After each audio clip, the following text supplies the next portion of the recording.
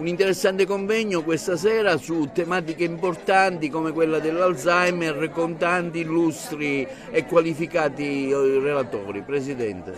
Ma il Lions Club Valle dei Templi ha voluto dedicare un incontro in un luogo bellissimo, in questa casa di riposo Colleverde, alla grande età. Abbiamo voluto in maniera interdisciplinare, con il coinvolgimento di un neurologo, una psicologa, un esperto di Alzheimer e un nutrizionista, abbiamo voluto cercare di spiegare qual è la situazione dell'anziano oggi, il supporto che tutti noi dobbiamo dare a persone che ci hanno donato la loro vita, e allora dobbiamo capire come noi possiamo donare qualcosa a queste persone. Lo vogliamo fare con il massimo dell'impegno e devo dire che anche il parlarne è qualcosa di molto importante. Il pubblico presente, numerosissimo, e anche la qualità dell'ascolto di questo pubblico, la qualità dei relatori ci ha fatto comprendere che siamo sulla strada giusta e che bisogna continuare non solo a parlarne ma anche ad agire.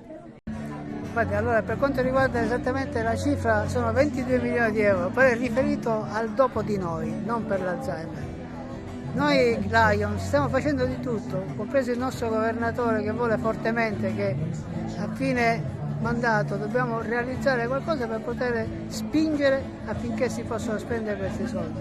Io ringrazio voi perché siete stati graziosissimi. Il Lion Club qua di Agrigento è stato veramente spettacolare, ha organizzato una bellissima serata e spero di poter continuare su questa nostra linea. Con Lions sempre a fianco di chi ne fa richiesta. Il nostro scopo è proprio questo.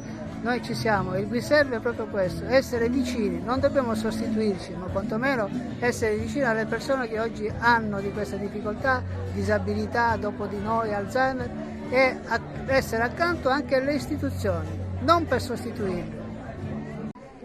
Ebbene sì, l'assistenza pubblica fa acqua da tutte le parti, il sistema sanitario nazionale non è più a misura di chi ha bisogno. Basta pensare che mancano 30.000 specialisti, basta pensare che mancano 100.000 infermieri, basta pensare che le nostre strutture sanitarie molte sono in stato di avanzato degrado, basta pensare agli accessi che ci sono nei pronto soccorsi, ai malati che vengono ospitati nelle astenderie.